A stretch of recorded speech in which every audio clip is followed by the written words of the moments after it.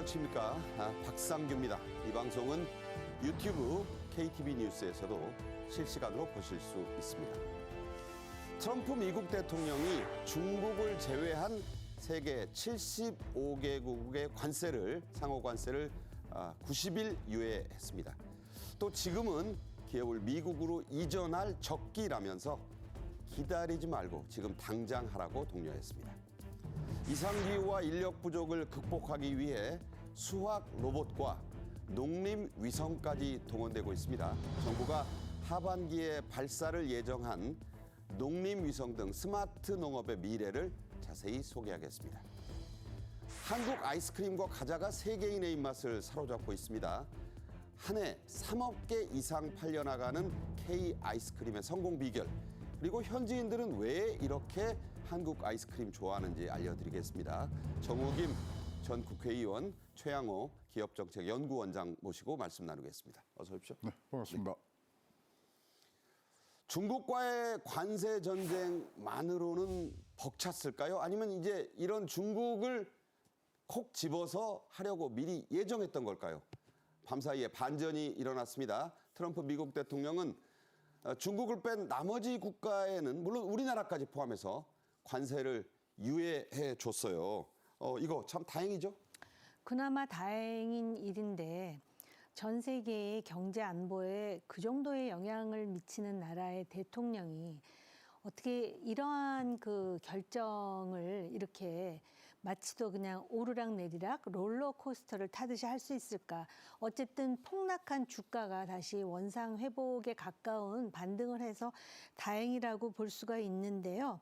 아마 미국으로서도 굉장히 고민이 많았을 것 같습니다. 미국 주식도 폭락했기 때문에요. 했었죠. 네. 그랬는데 이제 그 소위 중국에 대해서만 관세를 125% 상향을 하고 나머지 국가에 대해서는 90% 기본 관세, 그러니까 10% 90일간 유예하는 것으로 지금 하고 있습니다. 그리고 우리나라 같은 경우는 철강, 자동차, 알루미늄 등은 그냥 25%를 유지하는 것인데요. 아무래도 미국의 주가 폭락으로 상당히 긴장한 트럼프가 어찌됐든 중국에 대해서는 보복 관세를 하면서 나머지 국가들에 대해서 유예를 해서 당분간 숨 돌릴 틈은 생긴 것 같습니다. 네, 석 달의 유예를 줬습니다. 물론 이제 국가별로 우리나라도 마찬가지예요. 하나하나 케이스 바이 케이스로 협상을 하겠다는 얘기입니다. 트럼프 대통령 이 상호 관세를 유예한 이유 여러 가지 중에서 역시 뭐 미국 증시가 연일 몸살을 안 게 컸겠죠? 그렇죠. 5일 중에 4일 중은 지금 빠지는 그런 뭐 모양새를 보이는데요. 사실 금융시장 의식했다고 뭐 우리가 판단을 내릴 수 있습니다만은 뒤에 흐르는 그 저가는 이렇습니다. 내 마음대로 다 올렸다 내렸다 할 수 있어. 내가 결정하면 돼. 근데요. 계속적으로 이런 과세를 하면서도 뭐라 그랬냐면은 선관세 부과 후 협상을 하겠다. 그래서 지금 75개국이 지금 줄을 서셔갖고 줄을 서서 지금 협상 지금 요청을 하고 있거든요. 이것은 뭐냐면은 이제 트럼프가 드디어 이제는 내가 그립을 강하게 잡을 수 있는 그런 세태를 받고 국민 여러분 보십시오. 제 한마디에 모든 것이 바뀝니다. 이 메시지가 훨씬 더 중요하기 때문에 그런 면으로 우리가 해석하는 부분들이 지금 있어야 되는데 다행히 금융시장이 지금 잘 안 되는 부분들이 그 결과로 좋아진 것으로 봐야지 이것이 지금 계속 유예할 수 있는 그리고 뭐 우리가 잘 알듯이 트럼프라는 그 캐릭터가 우리가 진짜로 뭐를 딱 전망하고 나갈 수 있는 분들이 아니기 때문에 그런 부분들에 대해서는 아직도 우리가 경계감을 계속 늦추지 말아야 된다고 생각합니다. 네, 트럼프가 운전하는 롤러코스터 아직도 가고 있어요. 이제 어떻게 또 오르락 내리락 할지 모르니까 안전벨트 단단히 매고 대비하십시오. 최근 크게 떨어졌던 금융시장, 특히 증시가 가장 먼저 환호했다고 할까요?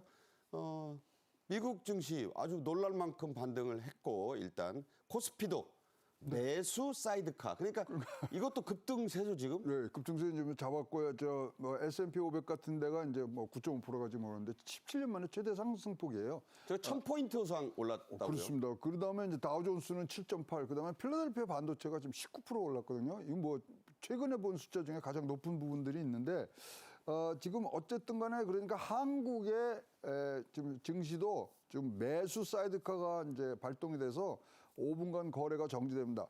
자, 이거 이유는 뭐 간단하다고 봅니다. 요번에 이런 그 유예 조치가 나오기 전까지는 전 세계 33조 달러, 5경 원에 간 이 수출액이 이 관세의 목적물이 됐었는데 그것이 풀리는 순간 이렇게 지금 보이는데 자, 이렇게 자기의 능력을 지금 굉장히 과시하는 부분들로 지금 가고 있다고 보여집니다. 네.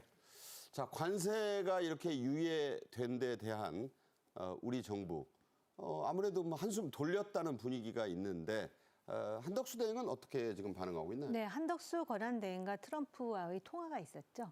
그리고 나서 어찌됐든 뭐 비단 우리나라뿐만이 아니지만 관세 유예가 됐기 때문에 시간을 벌었습니다. 일단 90일. 그래서 지금 권한대행은 앞으로 90일 동안 협상에 진전을 보일 수 있는 그런 여러 가지 전략을 마련하는데 이제 부심할 것 같고요.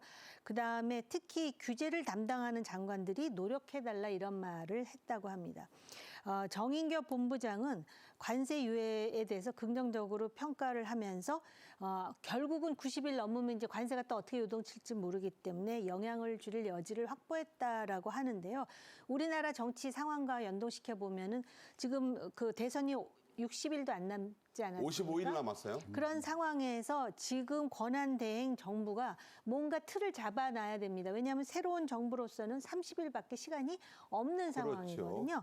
그런데 벌써 이제 그 이야기 중에는 트럼프의 SNS를 보면은 LNG라든지 조선이라든지 관세는 얘기하지 않았지만 무역과 그다음에 방위비와 관련해 가지고 원스톱으로 그러니까 패키지 딜을 뭐 시사하는 여러 가지 발언을 하는데요. 결국 미국의 트럼프에게 명예로운 출구를 만들어주면서 관세를 최대한 줄이고 그다음에 방위비와 관련해 가지고 어쨌든 미군이 우리나라에 주둔하는 만큼 현실적인 대안을 만드는 데 있어서 하나의 프레임워크를 지금 대행 정부가 만들어놔야 된다고 봅니다. 네, 중요한 말씀하신 것 같아요. 그래서 여러 전문가들도 그런 얘기를 합니다. 어차피 내야 될 방위비 이걸 거의 다 내는 대신에 우리는 경제를 특히 한미 FTA 자유무역 협정을 좀 지키는 쪽으로 가자. 이런 그 전략들을 제시하네요. 네, 일단은 뭐 가장 중요한 부분이 관세를 줄여서 수출 경쟁력을 높이는 부분들이니까 이것도 좋은데요. 저는 조금 다른 생각을 갖고 있습니다. 네. 방위비 다 내는 거 대신에가 아니라 방위비를 다 내면요. 그때부터는 우리가 이 사람을 칼자루를 잡고서 협상을 해야 돼요. FTA는 당연한 거고 네. 여기에 더 많은 것들이 지금 나와야지. 이 FTA 요번에 보셨지만 유명무실 되는데 딱 5분 걸렸거든요. 그래서 주둔 비용 100% 부담한다. 그럼 너는 뭘 줄래? 이렇게 나가야지 협상이 되는 게 트럼프의 뭐 협상의 기술이기 때문에 우리가 먼저 무슨 뭐 방위비, FTA 뭐 이거 섞어서 전략을 발표할 하등의 이유는 없다고 보여집니다. 네. 자, 이 대선을 앞두고 있는 시점 대행 정부라서 우리가 정말 잘해야 되겠다는 생각을 해봅니다.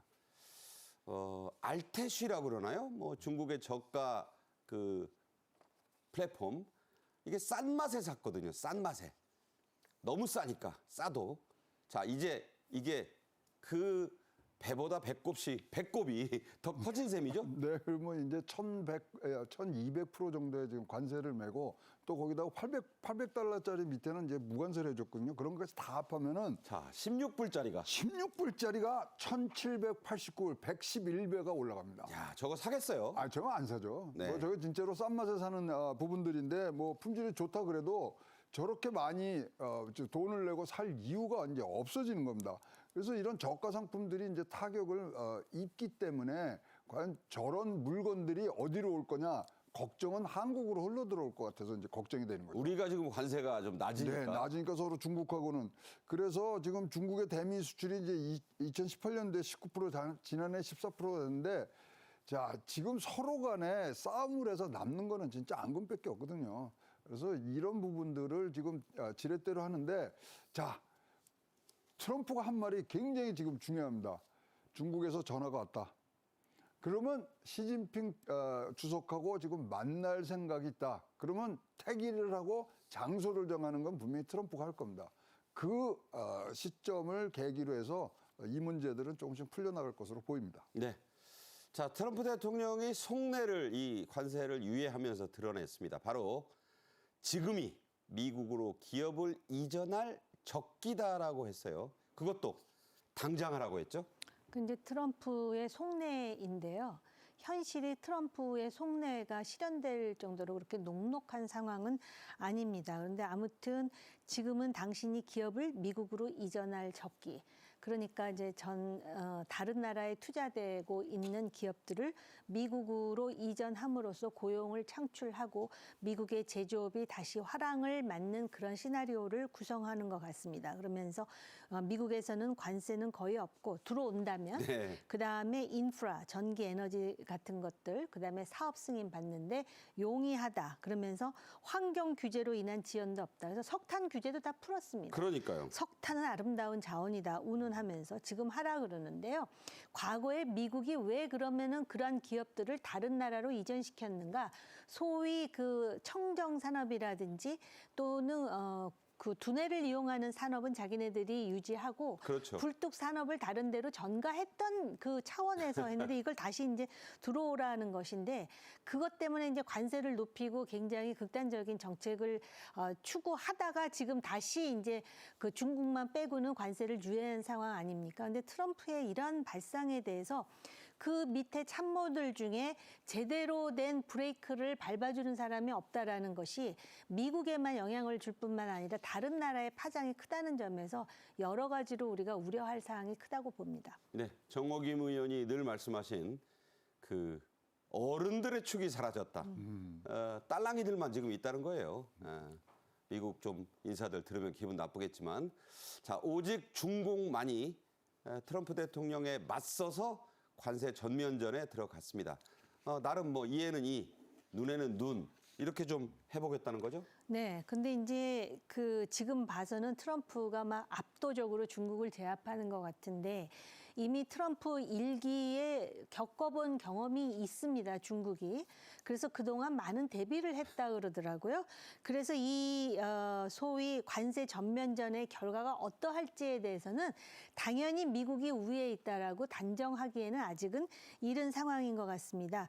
그런데 어쨌든 중국의 국무원은 일방적 관세를 철폐하고 평등한 대화로 해결해야 된다라는 입장을 견지하고요. 그다음에 미국의 군수기업 6곳은 그 6곳이 믿을 수 없는 기업 명단에 지금 추가되는 그런 상황입니다. 그러면서 미국 방산업체가 이중 용도 물자 중국에 수출할 수 없다 이렇게 얘기했는데 결국은 중국과 미국 사이에는 이러한 신경전 속에 소위 21세기의 테크 산업을 누가 장악하느냐. 그래서 중국의 10대 테크 산업과 미국의 7대 테크 산업 간에 어떤 것이 우위에 있느냐를 위해서 정책적으로 이렇게 대결을 하고 있는 상황인데 이게 아마 서로에게 상처가 될 것 같다라는 느낌이 듭니다. 네. 원래 이 관세 전쟁 과거 그 프랭클린 루즈벨트 대통령 때도 후유증이 엄청 컸어요. 승자가 있기 힘든 전쟁입니다. 트럼프의 이 관세 책사라고 불리고 트럼프 관세의 설계자라고도 불립니다.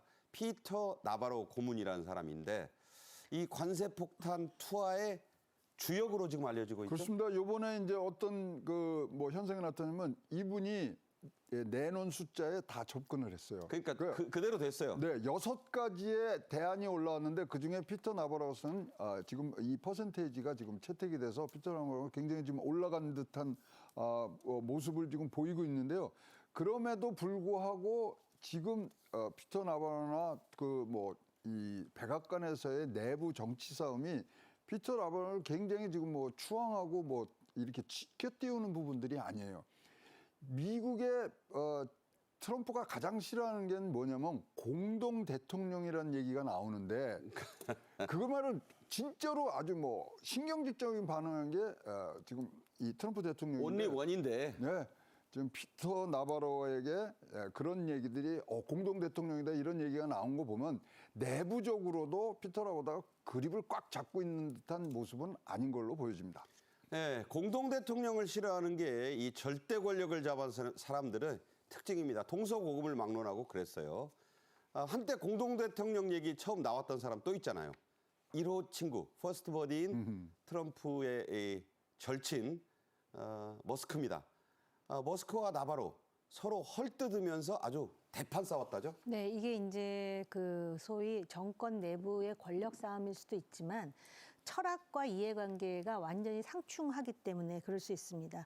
그래서 피터 나바로는 머스크가 저렇게 흥분하는 거는 당장 자동차 산업, 머스크가 자동차 산업의 CEO인데 지장을 받기 때문에 그렇다는 식으로 일축하는가 하면은 머스크는 피터 나바로라는 사람이 자신의 어떤 그 두뇌보다 자아가 우선하는 인간이다. 또 벽돌보다 멍청하다 하면서 지금 엄청나게 싸우고 있는데요. 피터 나바로라는 사람은 하버드에서 경제학 박사 학위를 받은 사람으로서 아시아에 대해서 나름대로 전문성이 있다라고 스스로 생각할 뿐만 아니라 중국에 대한 상당한 적대감을 가지고 있습니다. 네. 그래서 피터 나바로의 저술 중에 Death by China, 그러니까 그만큼 미국의 위기 의식을 갖고 있고 이게 아마 트럼프하고 케미가 맞는 상황이죠. 그래서 둘이 엄청나게 싸우고 있는데 사실 미국이 관세 수익이 다른 나라에 비해서 적은 것은 사실인데 네. 그래서 올려야 되는 건 맞지만은 저런 나바로식의 어떤 그 충격요법이 미국의 산업에 미칠 영향을 생각한다면은 나바로의 말을 액면 그대로 받아들여서는 안 될 일이었다. 그래서 지금 헐뜯으면서 싸우면서 어쨌든 관세가 다른 나라에 유보된 상황이지 않습니까? 그래서 이런 그 권력 투쟁이라든지 또 미국의 시장에 주는 충격이라든지 이런 걸 보면서 우리도 전략을 마련해야 될 것 같습니다. 네, 좋은 말씀 들었습니다. 이런 치열한 관세 전쟁 속에서 트럼프 대통령 뭐 골프 칠 거 다 치고 또 전통이 있어요. 이른바 월드 시리즈 우승팀 야구팀이죠. 불러서 격려하고 사진 찍는 행사입니다. 작년 우승팀 바로 LA 다저스였죠. 그렇습니다. LA 다저스 선수들이 뭐 관례적으로 가서 하는데 이제 이번에 이제 바뀌고 좀 더 일찍 만났어야 되는데 이번에 갔는데 그게 굉장히 지금 7일 날 지금 만났습니다만 백악관에 초대를 해서 지금 사진에 나온 듯이 이제 격려를 해주고 있는데 옷단이가 가운데 있죠. 옷단이 잘 생겼다 이제 한 말씀 해줍니다. 영화 배우 같다 그랬어요. 네, 그래서 또 한국계 요번에 저 올림픽 때 이제 한국 선수로 뛴 이제 토미 현수 에드먼드 재능이 많다.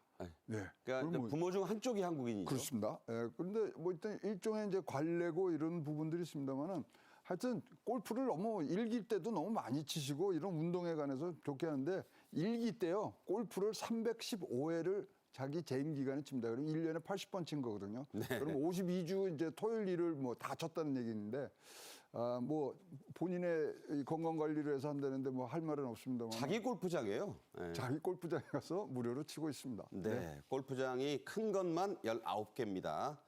자, 트럼프 미국 대통령 백악관에서 이 옷단위를 아주 지켜 세우는 장면, 이게 화제가 됐어요. 우리도 보겠습니다.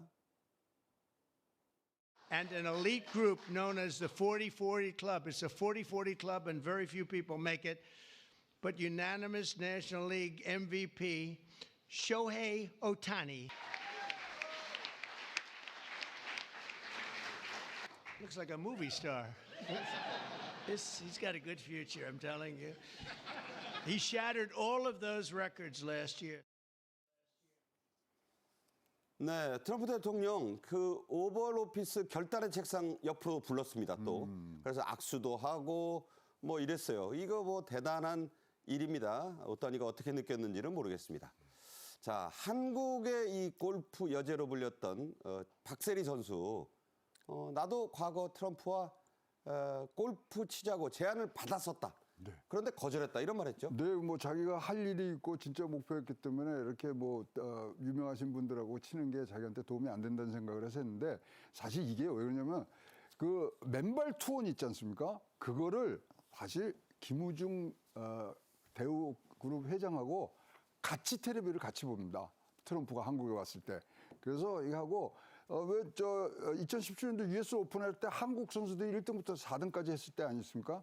박상현이가 7번 때 버디 7m짜리 넣는 거를 거기서 보고 박수 치고 네, 네. 아주 뭐 한국 선수들 잘한다 그러는 얘기들에서 관심이 굉장히 많았는데 어쨌든 간에 박세리 선수는 자기가 해야 될 목표들을 하는데 이것이 도움이 안 된다 생각을 해서 했고 그 이후에 한국에 25년 만에 미국 대통령으로 왔을 때 문재인 대통령 때 그 만찬 장소에서 만나서 또 조우를 한 그런 얘기들거리가 있습니다. 두 분 간에는. 그때 트럼프와 지금 트럼프는 완전히 다른 사람이겠지만 그래도 박세리 선수 내가 트럼프 골프 치자는데 거절했던 사람이야. 얘기할 수 있습니다. 자, 이제 우리 얘기 좀 할게요. 정부, 민간 기업 다 문제입니다. 일단은 자동차 관세 25%를 협상이 타결될 때까지는 내야 합니다. 내기 시작했습니다. 자, 우선 낼 건 내고 협상은 나중이지요. 안덕근 산자부 장관이 긴급 지원을 시작했습니다. 직접 들어보시죠. 우선 부품 기업의 우려가 가장 큰 경영 자금 부족에 대응해 정부 2조 원, 완성차 1조 원 등 총 3조 원의 특별 자금을 공급하겠습니다. 관세 피해 기업의 세금 납부 기한을 최장 9개월 연장하고 관세 대응 119 등 기업 피해 지원 시스템을 강화하겠습니다. 네, 구체적으로 어떤 회사에 얼마씩 지원하겠다. 그리고 납세 기한, 세금 내는 시간도 좀 연장해 주겠다. 구체적인 게 좀 나왔죠? 그렇습니다. 이게 경제장관 관계회의인데 여기에 이름이 붙은 회의로 굉장히 특별합니다. 자동차 생태계 강화를 위한 긴급 대응 대책 회의라고 좀 이름까지 붙였는데 지금 정부가 자동차 전동화를 위해서 13조 정도의 정책 금융을 지금 책정을 했고요.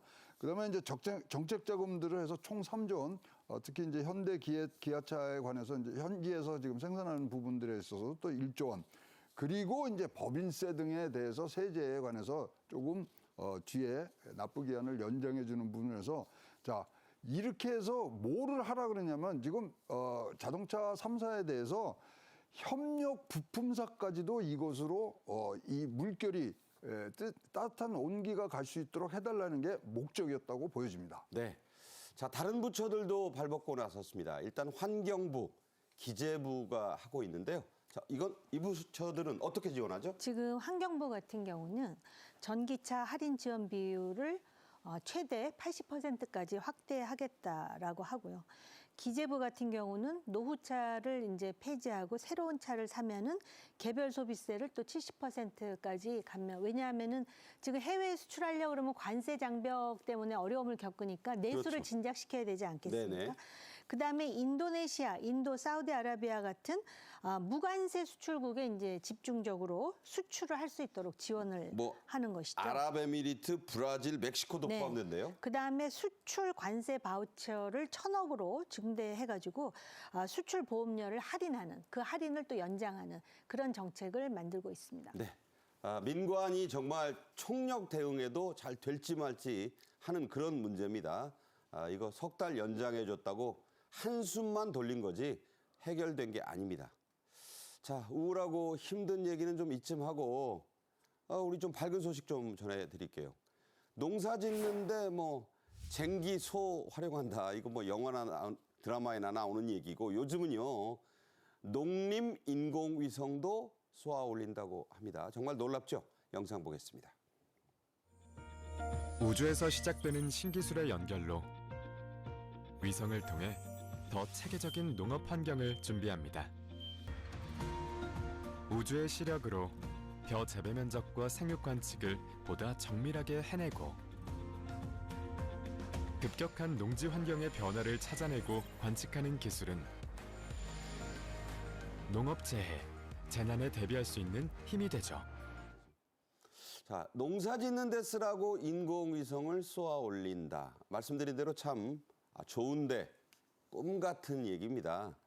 올 하반기 이후에 그때부터 준비해서 발사를 할 거라죠? 그렇습니다. 이게 어디랑 같이 하냐면요. 일론 머스크의 스페이스 X에다가 얹혀서 올라가는 겁니다. 그러니까 스페이스 X를 빌려서 가는 거죠. 네. 근데 이게 뭐 어제 오늘 일이 아니라 2018년도부터 이거 준비를 해서 그때 예비 타당성이 이제 통과가 되고요. 사실 이거에 가장 먼저 근원이 되는 건 1995년 농업위성센터의 이제 근간이 되는 원격 탐사실입니다. 그때 여러분 기억나시지만 쌀 시장 개방한다고 그럴 때부터 준비를 해온 거예요. 아, 그렇군요. 네, 그래서 정밀 사업, 정밀 농업이 있고 그다음에 스마트팜으로 넘어가는 그런 부분들인데 올 하반기에 준비가 돼서 가고요. 지구를 4바퀴 하루에 도는데 11시경에 우리나라를 지나가고요. 오전 11시에? 네. 지금 이거를 받으면은 이제 이것들을 농진청에서 또 그다음에 국립농업과학원의 농업위성센터에서 서로 해갖고 앞으로 어떤 식으로 어떤 수확이 나오는지 이런 것들을 아주 정밀하게 하는 그러한 이 농림위성인데요. 대단하고 저는 뭐 개인적으로 굉장히 큰 박수를 보내고 싶습니다. 네, 위성만 쓰는 게 아니라 또 이 드론도 띄워가지고 여러 가지 그 데이터를 산출한다고 하니까 요즘은 정말 농사도 스마트하게 그 짓는 시대는 이미 와 있습니다. 최상목 경제부총리와 송미령 농림축산식품부 장관이 함께 사과 농가, 이거 주로 경북에 많아요. 여길 찾아갔습니다. 간 이유가 산불과도 관련이 있죠? 이 산불 피해가 많았던 지역인데요. 그래서 올해 작황을 이제 눈으로 확인하고 파악하기 위해서 방문을 했습니다. 근데 이제 이 사과 농장을 요새는 사과 스마트팜이라고 하거든요. 네. 근데 여기 보면은 무인 급수 시설, 그다음에 이동형 열풍 방상팬. 이게 뭐냐면은 서리가 내리거나 그렇죠. 냉해가 있을 때 아. 열풍을 이렇게 불어가지고 따뜻하게 해주는 서리를 팬이라고 제거해 주는군요. 그렇습니다. 그런 재해 예방 시설을 점검했습니다. 특히 이 농림축산식품부 장관은 생산 공급 기반 다각화를 차질 없이 추진하겠다라는 입장으로 농민들의 시름과 어려움을 달랬다라고 합니다. 네, 산불 피해 많이 보신 곳이 바로 경북의 그 사과 농가 아닙니까? 영주 사과 뭐 그랬잖아요. 요즘은 사과도 그쪽에서 잘 나는 게 아니라 기후변화 때문에 훨씬 북쪽으로 지금 올라가 있다고 합니다. 강원도까지 가 있다고 하죠. 산불 피해를 본 농가들 이 스마트팜으로 전환을 해야 할 텐데 이것도 지원이 필요한 분야 아니에요? 그렇습니다. 지원도 많이 해줬는데 우리나라가 산업혁명만 잘한 나라가 아니고요. 전 세계에 유일하게 녹색혁명, 우리 통일부 아시죠? 그걸로 네. 해서 70년대 녹색혁명을 했고요. 그다음에 우리나라가 농업 쪽에 뭐를 세계적으로 유명하냐면 백색혁명을 했습니다. 네. 비닐하우스. 두 가지를 같이 동시에 한 나라는 전 세계에 없습니다. 네. 그래서 여기에 지금 이제 스마트팜까지 간다 그러면 진짜로 기술적인 부분, 이거는 스마트팜으로 가는 건 뭐 단순합니다. 노동력과 줄이고 생산량을 늘리는 거거든요. 이러한 부분들이 앞으로 가는데 이것이 바로 이렇게 지금 재난을 받고 있는 산불 피해 농가를 스마트팜으로 바로 옮겨주는 부분들이 있고요. 여기에 대한 기술은 굉장히 많이 우리가 집중이 돼 있고 특히 아프리카에 우리가 이런 센터까지 지금 보내면서 교육시키고 있거든요. 저는 잘 될 거라고 봅니다. 루안다의 그 카가메 대통령이라는 분은 사선에 성공하는데 새마을운동 신봉자 아니겠습니까? 맞습니다. 자, 만성적인 농업 인력 부족. 어제 오늘 얘기가 아니죠. 이제는 뭐 외국인 근로자 없으면 안 돌아가는 농장 참 많다고 합니다. 이 문제를 해결하기 위해서는 이제 로봇도 활용이 되고 있습니다. 그중에 하나 운반 로봇 작업 장면 함께 보시겠습니다. 이 많은 과일을 싣고도 한 손가락으로도 가볍고 자유롭게 나를 알아서 따라오기도 하고 AI 자율주행 기술로 똑똑하게 주행합니다. 사계절 내내 당신의 작업을 쉽고 편리하게 만들어줍니다. 자, 이 로봇 저렇게 운반용으로만 쓰는 게 아니고 조작만 좀 하면 다른 용도로도 쓸 수 있다고요? 그렇습니다. 기능만 바꾸면 제초 방제 뭐 뭐든지 다 해서 노동력을 줄여줄 수가 있고요. 우리는 제초. 제초까지도 지금 값을 잡는데 우리가 이제 기상 대란과 그다음에 특히 이제 식량 안보가 굉장히 중요한 부분들이 나서 인력적으로 지금 빠르게 지금 진화해야 되기 이제 때문에 풀도 깎거나 뽑고 또 다 하죠. 농약도 친다 이런 얘기죠. 근데요, 농기계가 그냥 일반 기계보다 훨씬 더 복잡한 게요. 농기계는 움직이면서 작업을 해야 되거든요. 그렇죠. 그래서 2배 이상의 고도적인 기술 집적이 들어가는 거기 때문에 농기계가 단순히 노동력 하는 게 아닙니다. 이걸 해서 정밀기계가 다른 산업까지 넘어갈 수 있는 부분들이라서 농기계의 중요성은 굉장히 이 기계 하시는 분들은 높게 치고 있거든요. 여기에 지금 이런 로봇들이 이제 실질적으로 사용된다는 거는 우리 앞으로 이 AI와 이제 로봇의 그런 사용처가 굉장히 많아질 것이라는 그런 기대감을 갖게 합니다. 네, 이제는 농업도 로봇 쓰고 위성 쓰고 하는 시대가 됩니다. 자, 곶감으로 유명한 곳이 바로 경상북도 상주인데 이곳에서 농업 기계 엑스포 그런 게 열렸네요. 네, 3월 말에 3월 25일에서 28일까지 2025 상주 농업기계 박람회가 개최가 됐습니다. 그래서 스마트팜 수출 정책을 공유하는 그래서 스마트팜 수출 방안을 모색하는 세미나도 열렸는데요. 네덜란드 같은 경우에 이 스마트팜 수출로 세계 2위 농산물로요. 그 나라 면적은 우리의 한 절반 정도밖에 안 돼요. 절반밖에 안 되는데 그래서 2023년에 이 스마트팜 시장이 150억 달러의 생산성을 보여주었다면 2027년에는 330억 달러를 지금 예상하고 있거든요. 그러니까 농가의 인력도 부족하고 또 인력 대비 생산성도 그렇게 높지 않은 상황에서 이제 기계화되고 과학화됨으로써 우리의 그 농업에 있어서 새로운 반전을 지금 도모하고 있는 와중에 있다 이렇게 보시면 될 것 같습니다. 네. 자, 정부가 제1차 스마트 농업 육성 기본 계획을 발표했습니다. 목표는 이렇습니다. 100억 원을 매출 올리는 기업, 이걸 한 120개 정도 키우겠다.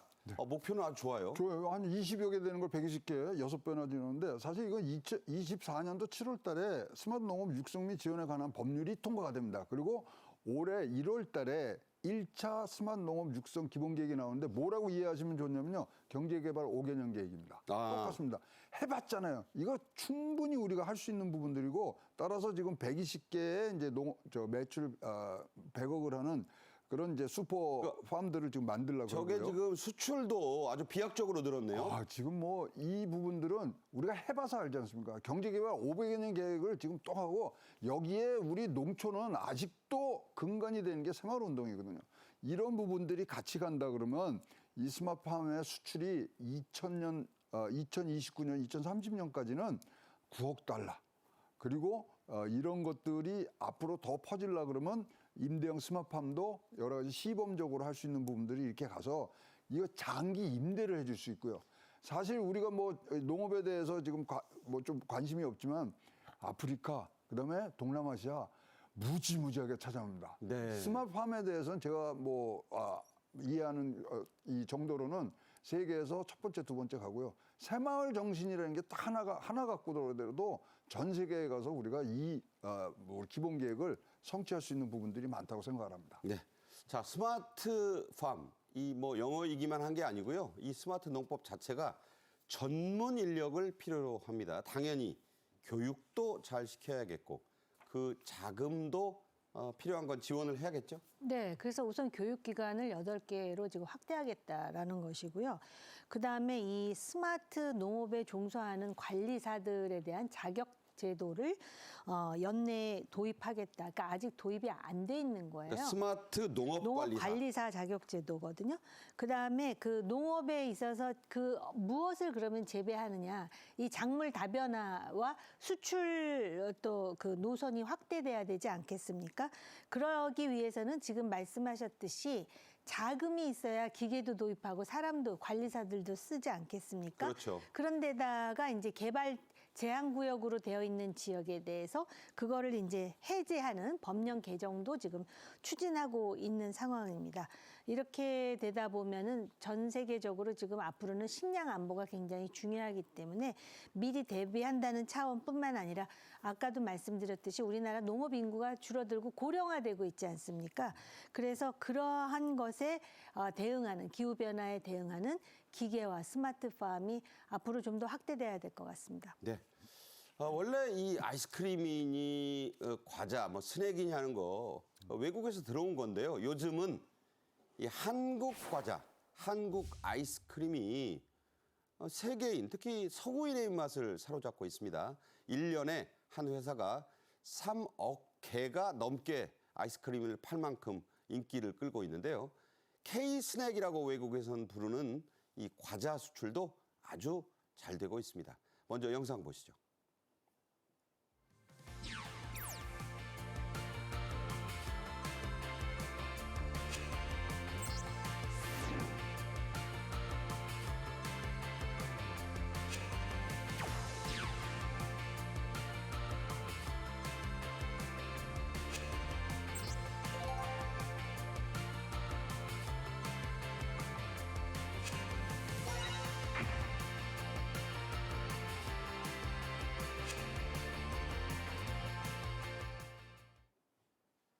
서울에 있는 뭐 동빙고동, 서빙고동 하는 게요. 그 시절 조선시대에는 얼음 자체를 왕실에서나 먹고 그거 뭐 대신들한테 나눠주면 하사품으로 알던 그 지명이 남아있는 겁니다. 그런데 한국 아이스크림 지금은 세계 60개가 넘는 나라에서 3억 개 이상 팔았어요. 네, 작년에 아이스크림 수출액이 거의 9,841만 달러라고 하거든요. 이게 최대 실적이라고 합니다. 그러니까 1억 달러에 육박했어요. 네, 그래서 지금 수출국이 60여 개국이 돼서 아이스크림이 3억 8천 개가 팔렸다 그러는데 아이스크림이라기보다는 아이스바, 빙과를 얘기하는 것 같습니다. 그렇죠. 그래서 최대 수출국을 보니까 미국, 필리핀, 캐나다, 중국, 베트남. 그러니까 이제 북미하고 동남아 지역인데 이게 아마 K컬처하고도 관련이 있는 것 같습니다. 그런데다 기후변화로 세계가 엄청 뜨겁지 않았습니까? 그리고 K컬처 확산, 그다음에 이제 현지화, 현지 사람들의 입맛에 맞는 그런 달짝지근한 그런 어떤 풍미라고 하죠. 플레버. 이런 것들이 삼박자가 맞아가지고 엄청난 수출 액수를 기록하고 있습니다. 우리가 보면은 뭐 젤라또 하면은 뭐 로마 가서 먹는 게 제일 맛있다 뭐 이러는데 그런 데서도 뭐 이탈리아에서 뭐 젤라또 말고 우리 거 먹는다는 뜻은 아니지만 유럽인들이 특히 찾는 이유 뭘까요? 글쎄요, 일단 한국에 대한 관심, 그 다음에 이 젤라또라든지 그 서양의 아이스크림은 아주 뭐라 그럴까, 이렇게 몸이 쨍할 정도로 차가운 그런 건 아니잖아요. 빙가는 먹으면 아주 그냥 질척지근하죠, 그거. 네, 확 한 번에 시원해지는 네. 그런 거라든지, 그다음에 그 아이스크림이나 젤라또와는 다른 그러한 어떤 매력, 새로움, 그리고 그 과일 맛을 또 추가하잖아요. 바나나라든지 네네네. 이런 게 먹히는 것 같습니다. 그렇군요. 그래서 알아봤습니다. 아이스크림 최대 수출국이 말씀드린 대로 미국이고요. 아시아도 있지만 북미에서 또 잘 팔려요. 특히 특정 회사 이름 얘기해서 안 됐습니다만 빙그레 메로나 아주 대박이라죠? 대박이죠. 메로나가 사실은 우리가 메론을 넣어서 메로나라고 생각하는데 메로나라는 뜻은 원래 사과입니다. 사과인데 그 당시에 뭐가 나왔냐면 분말용 이 샤베트를 만드는 걸 나왔는데 이거를 이제 상업화를 한 겁니다. 당시에 우리나라 전체가 1988년도 이게 1992년도에 나오는데요. 그때 10,000불이 넘어가거든요, 소득이. 그리고 그때 뭐가 있었냐면 각 전국에 빙가류 냉장고가 보급이 시작됩니다. 그렇죠. 그게 딱 시대적으로 맞아지면서 위에서 이렇게 여닫는 거. 그렇죠. 그러면서 또 이 지금 말씀하신 빙그레에서 바나나맛 우유도 그때 같이 나오거든요. 네. 그러니까 이런 과일 맛들이 새로운 부분으로 우유를 대체하고 그다음에 과일이 부족한 부분들을 대체하면서 이것들이 딱 맞아친 거죠. 근데 이것을 갖다가 미국에 팔아보니까 그거는 또 이제 현지에 이제 교민들이 1995년대 메로나 가서 하와이부터 시작된 거예요. 그러니 이거는 뭐 선풍적인 인기를 끄면서 지금 미국이 가장 이 아이스크림이 많이 팔리는 성지가 됐습니다. 네. 자, 현지 맞춤형 전략이 적중했다. 이 얘기가 나옵니다. 그러니까 특정 맛만 고집하지 않고 그 나라 사람들 입맛을 잘 알아서 팔았다 이런 얘기가 돼요. 그렇죠. 현지화 전략이죠. 현지화 전략을 해서 북미에 가면 파스타치오도 있고 그다음에 코코넛 맘도 있고 딸기만 메로나 우리 한국에서는 잘 못 먹잖아요. 그런 것들이 다 개발이 돼서 그러니까 망고 북아메리카에서는 피스타치오 코코넛. 그다음에 딸기 맛인데 딸기 맛하고 망고 맛은요 거꾸로 해외에서 만들어서 한국에 역수입이 되고 있습니다. 캐나다는 저 타로 맛을 또 좋아한다 그래요. 이게 아시아하고 이제 아프리카에서 나는 그런 고구마 같은 건데요. 보라색이에요. 아. 저는 이거 먹어봤거든요. 타로 카드 아니고요. 네, 이게 굉장히 맛있습니다. 그리고 또 그러다 보니까 서구에는 이제 뭐 동물성 이런 음식을 안 먹는 부분들한테 비건까지. 아, 비건을. 그러니까 진짜로 다 구색을 맞추고 뭐 사 먹으세요. 그러니까 미국인의 입맛에 맞춰서 이렇게 크게 1조 달러를 지금 하는 굉장히 큰 산업으로 지금 우리가 커지고 있습니다. 그리고 유럽에는 검역 장벽이 까다로워서 이 우유 성분을 좀 빼야 돼요. 그래서 이 식물, 과일 맛으로 갔다. 참 아주 이 전략이 멋집니다. 나라마다 좋아하는 아이스크림 맛, 이것도 다르다고요? 네. 중국 같은 경우는 바나나 맛을 좋아한다고요. 그렇군요. 일반적으로는 메로나가 굉장히 많이 팔린다고 하고요. 그다음에 뭐 지금 말씀하신 망고, 딸기, 코코넛 이런 거, 또 타로, 피스타치오 같은 것도 인기라고 합니다. 그래서 그러니까 이 순서가 저렇게 있네요. 네, 이 빙과도 그렇고 라면도 그렇고 수출에 역점을 둔 기업은 굉장히 잘 됩니다. 네. 근데 내수에만 집중한 기업은 굉장히 어려움을 겪죠. 네. 자, 블랙핑크 제니 씨, 특히 그 유럽 이 구미인들에게 잘 먹히는 스타입니다. 미국의 한 토크쇼에 출연해 가장 좋아하는 그 한국 과자 뭐냐? 그 질문에 즉흥 대답한 거예요. 그런데 그 과자 대박 났습니다. 어떤 건지 영상 보시겠습니다. And then I want you to show me some of your Korean snacks. Yes, I brought a few. What do we have here? These are just like the classic Korean snacks that everyone enjoys. This one? That's your favorite? That's my favorite. This is my favorite. This is called a banana kick. Banana kick. Banana kick. So it's gonna taste like a banana? Yes, but in like a way that you wouldn't expect a banana would taste. That sounds good. I may love this. Hold on. That is different. Right?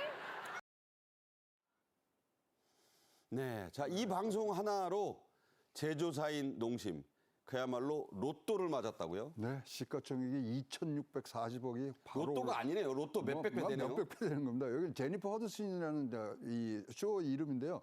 루비라는 신곡이 나와서 그걸 이제 갔다가 제니퍼 허드슨이 뭘 좋아하냐면요. 새우깡 매운맛을 좋아하는 거예요. 그러니까 그 보면서 얘기 나오는데 이제 바나나 킥이 이제 그러면서 내가 가장 좋아하는 부분들이다. 바나나 킥 1978년도에 나왔습니다. 50년 전에 지금 나온 과자거든요. 네. 그러니까 지금 뭐 이걸로 만드는 회사나 농심은 그래? 그러면 요번에 새로운 거 한번 50년 만에 내볼까 해서 메론 킥이 지금 나온다 그러고요. 네. 이거 뭐 사실 이제 전 세계에서 문화를 팔면서 음식을 파잖아요. 음식이 전파되는데 마지막은 후식과 과자거든요. 우리 K푸드가 거기까지 지금 가 있습니다. 네. 자, 농심 이렇게 그 대박을 블랙핑크 제니 씨가 터뜨려 주니까 내친 김에 패러디까지 만들었습니다. 자, 어떤 내용이죠? 그러니까 과자들이 서로 얘기하면서 나 지금 나왔다 TV에 뭐 이런 식으로 패러디를 만들었다는데 과자를 주어로 해서? 네, 근데 저는 참 농심에 놀란 게 지금 광고비 한 푼도 안 들이고 지금 시가총액이 2,640억 원이 급등했잖아요. 근데 거기서 끝이지 않고 또 지금 말씀하신 패러디를 만들어가지고 나 5초 동안 단독샷 받았잖아. 그래, 흔한 월드 클래스 과자들의 대화 이렇게 해가지고선 또 만드는 거예요. 그 두 사람이 월드 클래스들이니까. 네, 그래서 그 과자들의 대화죠, 그러니까 그 월드 클래스 아티스트 덕분에 내가 그렇게 이제 그 왼쪽이 제니퍼 허드슨이고 오른쪽이 블랙핑크 제니가 네. 좋아하는 거예요. 그런 식으로 해가지고선 지금 그 제니퍼 허드슨 쇼 데뷔 나 5초 동안 단독샷 받았잖아요. 그래서 광고를 또 내는 거죠, SNS를 통해서. 네, 과자 얘기 이제 끝으로 하나 하겠습니다. 베트남에서는 초코파이가 아주 대인기입니다. 개성공단 초코파이를 생각해 보면 사회주의 국가에서 이 초코파이가 더 잘 먹히지 않나? 그런 생각 저는 해봤습니다. 이거 베트남에서 초코파이 제사상에도 오른다고요? 그렇습니다. 제사상에 오르는 과정을 보시면요, 여기도 가족을 굉장히 중요시합니다. 그래서 정이라 우리 초코파이 보면 큰 박스에 앞에 정이라는 정이 있죠. 예, 그게인데 베트남도 똑같습니다. 띵감이라 그랬고 정이라는 탄이라는 말을 틴이라는 말을 쓰고 있거든요. 러시아에서도 이거 굉장히 많습니다. 코리아 버거라고 소개가 돼 있고요.